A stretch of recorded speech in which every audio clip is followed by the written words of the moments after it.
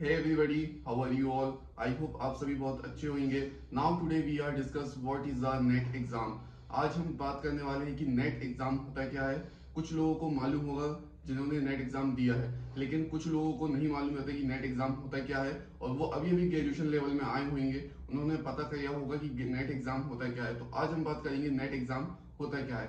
सबसे पहले बात करते हैं नेट एग्जाम की फुल फॉर्म के बारे में. तो नेट एग्जाम का फुल फॉर्म होता है नेशनल एलिजिबिलिटी टेस्ट. ठीक है, ये एक प्रकार का टीचिंग टेस्ट होता है.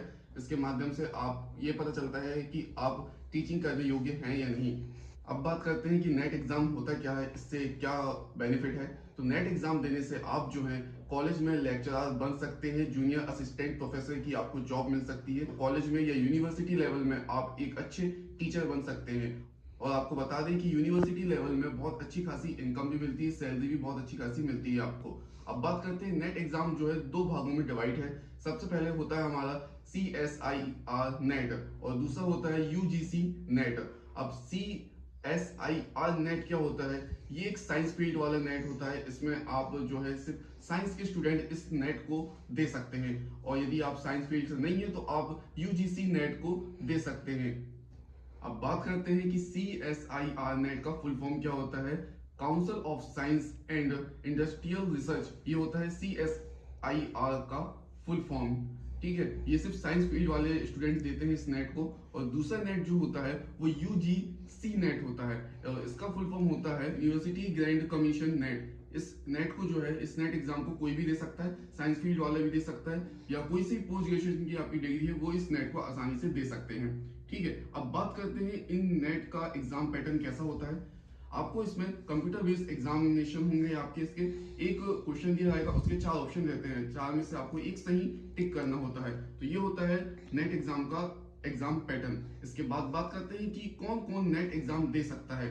नेट एग्जाम जो है सिर्फ वही लोग दे सकते हैं जो पोस्ट ग्रेजुएटेड हों. यदि आपने MA, MSc, MCOM या ऐसी कोई भी पोस्ट ग्रेजुएशन डिग्री की है तो आप नेट एग्जाम देने के काबिल हो सकते हैं, एलिजिबिलिटी है आपके पास. अब बात करते हैं इस नेट एग्जाम की एज कितनी होनी चाहिए, मैक्सिमम एज लिमिट कितनी होनी चाहिए और मिनिमम एज लिमिट कितनी होनी चाहिए. आपकी एज जो है 18 साल से लेकर 30 साल इसकी एज होती है. नेट एग्जाम को देने के लिए आपको कम से कम पोस्ट ग्रेजुएशन में 50% मार्क्स होना चाहिए. यदि आपके 50% से कम मार्क्स हैं तो आप नेट एग्जाम नहीं दे पाएंगे. और आपको बता दें नेट एग्जाम में जो है कंपटीशन बहुत ही कम रहता है. वो इसलिए क्योंकि बहुत कम लोग जो है नेट एग्जाम को देते हैं, या फिर आप कह सकते हैं कि बहुत कम स्टूडेंट जो है पोस्ट ग्रेजुएशन करते हैं. नेट एग्जाम देने से जो है आपको बहुत अच्छा खासा फायदा मिल जाता है. वो इसलिए क्योंकि आप किसी भी यूनिवर्सिटी या कॉलेज में आप अच्छे खासे टीचर बन सकते हैं, जिसकी सैलरी जो है मिनिमम लगभग 30,000 से ऊपर ही रहती है. मिनिमम 30,000 रहती है, उससे ऊपर उनकी सैलरी जो है बढ़ती जाती है. 40,000, 50,000 ऐसा उनकी सैलरी लाख तक चली जाती है, और बहुत अच्छी खासी सैलरी आपको मिलती है. और आपको बता दें नेट एग्जाम जो होता है इसको क्वालिफाइड करने से आप एक प्रमाणित हो जाते हैं कि आप जो है कॉलेज में प्रोफेसर बन सकते हैं, आप कॉलेज में पढ़ा सकते हैं. इसके बाद आपको बता दें कि नेट एग्जाम क्वालिफाइड करना बहुत आसान नहीं होता है. इसको क्वालिफाइड करने से आपकी एक अलग ही रिस्पेक्ट बनेगी. वो इसलिए क्योंकि नेट एग्जाम जो है ये पूरा इंडिया लेवल में होता है, और इस एग्जाम को देने के बाद आप इंडिया के किसी भी डिस्ट्रिक्ट, जिले या किसी भी शहर में आप कॉलेज में लेक्चरर बन सकते हैं. बहुत अच्छी खासी आपको रिस्पेक्ट भी मिलती है आपको साथ में.